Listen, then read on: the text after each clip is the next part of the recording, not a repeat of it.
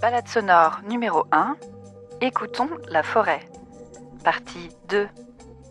Retour du bois et drôle d'oiseau.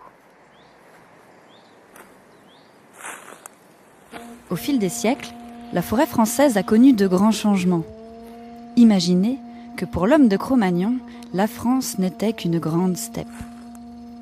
Il faut attendre la fin de la dernière période glaciaire, vers moins 10 000, et le réchauffement climatique pour voir la France se couvrir de forêts. Petit à petit, les hommes se sédentarisent, développent l'agriculture et les premiers défrichements importants apparaissent avec les Gaulois. La chute de l'Empire romain amorce ensuite une période d'instabilité qui voit la forêt reconquérir des terres jusqu'à ce que l'homme, à nouveau, s'interpose. Au Moyen-Âge, notamment au XIIe siècle, les fameux moines défricheurs ont défriché beaucoup de forêts, puisqu'à l'époque il y avait beaucoup plus de forêts que de terres non forestières, pour avoir donc des terrains agricoles. Le premier qui a commencé à réglementer, c'était Philippe le Bel, au début du XIVe siècle, qui a été le premier donc à réglementer et à créer un ONF de l'époque qui s'appelait l'Ordre des eaux et forêts, dont Jean de La Fontaine donc faisait partie. Donc c'était les premières prémices de gestion de la forêt, qui ont un peu évolué, mais pas tant que ça finalement. L'essentiel de la gestion forestière a été inventé à l'époque de Philippe le Bel, et Napoléon Ier a été le premier vraiment à mettre dans la loi qu'il fallait surveiller les défrichements et les réglementer. Depuis 1850, où l'on a atteint le seuil critique de 16% d'espace boisé en métropole, la forêt ne cesse de regagner du terrain. Aujourd'hui, elle couvre près de 30% de la France. Mais l'accroissement n'est pas tout. Une forêt, ça s'entretient.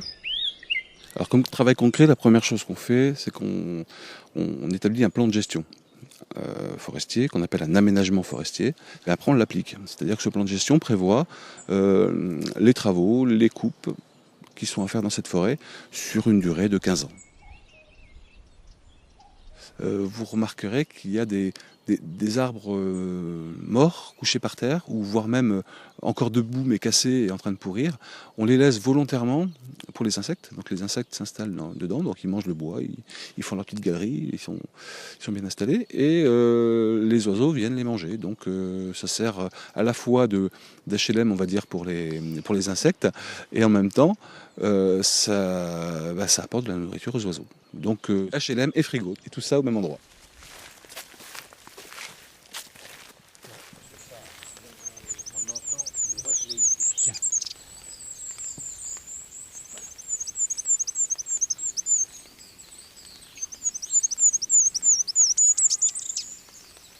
Le roitelet, c'est le plus petit oiseau d'Europe.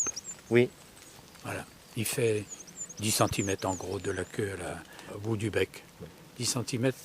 5 grammes. Battu par l'hirondelle qui doit faire 6 ou 7 grammes.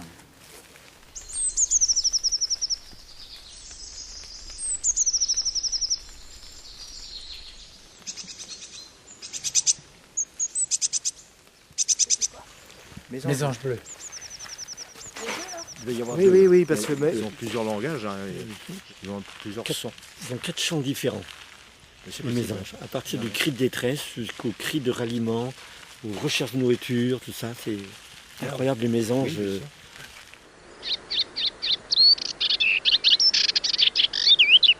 Hippolyte, polyglotte. Alors polyglotte, pourquoi? Parce que son chant commence toujours Par le chant d'un autre oiseau. Le chant d'une mésange, le chant d'un merle, il imite tous les autres oiseaux avant son chant. Après son chant, il est très strident. Et là, c'est le chant de l'Hippolyte. Il est doué, très très doué.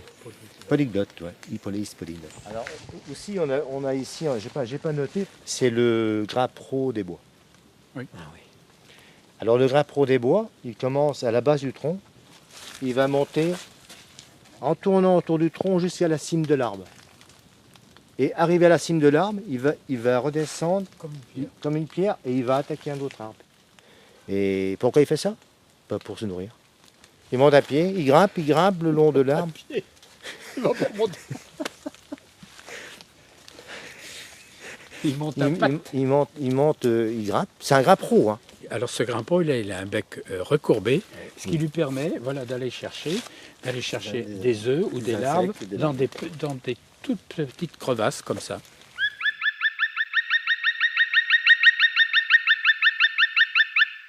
Les pics noirs. Il faut s'agripper. Donc il se colle bien aux arbres et puis il tape. Et quand il tape, quand on l'observe bien, il appuie sur sa queue pour prendre l'effort pour taper comme ça. Il est magnifique à avoir travaillé. Ah oui, sûrement. Magnifique. J'ai voir jamais que vu les taper. coups secs. J'ai entendu taper, on dirait une mitraillette. Ah oui, c'est je sais pas combien de coups Tellement c'est fort. à la seconde. Puissant. 12-15 coups à la seconde. Il sort des copeaux qui sont longs comme l'ongle, facile. Pourquoi il fait ça? Pour Non, faire sa son loge. trou, pour faire sa loge. Et pour y pondre, c'est un nid, Ouais, ouais. forme de poire. Alors évidemment, après, il est habité avec d'autres espèces, d'autres espèces de pics, ou bien Les oiseaux n'utilisent pas tout le temps le même Non. nid, ils changent chaque année ou chaque comment année. Ouais. Chaque année.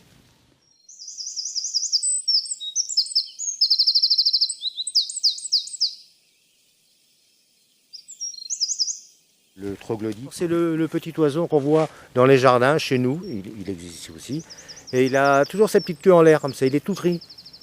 Il est par terre souvent, il ne vole pas. Très beaucoup. vif, super comme petit oiseau. Alors il fait un nid avec une boule et un petit trou pour rentrer dedans, comme la mésange à longue queue, pareil. Et la mésange à longue queue, c'est le nid le plus bouclé. Mais pour en revenir au troglodyte, le mâle a beaucoup de travail au mois d'avril parce qu'il fait plusieurs nids et il fait visiter chaque nid par les femelles. Et puis il y a la femelle qui choisit un des nids. Et en plus, c'est pas de la blague. Hein. Et quand la femelle a choisi, hop, ils aménagent l'intérieur du nid. C'est-à-dire les plumes et tout ça, quoi. C'est super. La mésange à longue queue, son nid est formidable. C'est un chef-d'œuvre. Ouais, oui, c'est beau. C'est un chef-d'œuvre. Alors le nid, il est expansible. Il a un toit.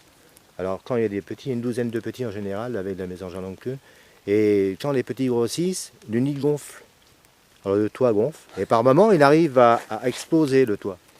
Alors là, les prédateurs, ils se servent comme ils veulent. Voilà. Les C'est la geais, chaîne les alimentaire becs normale, droits, quoi. Voilà. D'autres oiseaux peuvent attaquer Tous les becs droits. Tous les becs droits, c'est... Alors le jet, il est encore plus malin parce que lui, il voit les nids des passereaux, et il laisse couver, et il attend que des petits naissent, grossissent un peu pour les manger. Ou pour les donner à ses petits. Ou pour les donner à Parce ses que c'est petits. pendant la période de nidification, il ne faut pas oublier. Donc chaque Il y a oiseau la doit concurrence. nourrir ses petits. Oui. Alors tous les moyens sont bons pour certains. La pie, alors la pie, Ouais.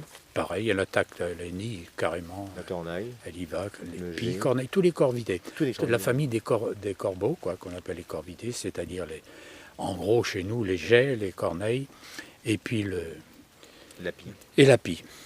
Le merle, c'en est pas? Ah non, non, le merle, non. Ouais, sympa lui. Heureusement qu'on est sous les arbres, ça pleut là.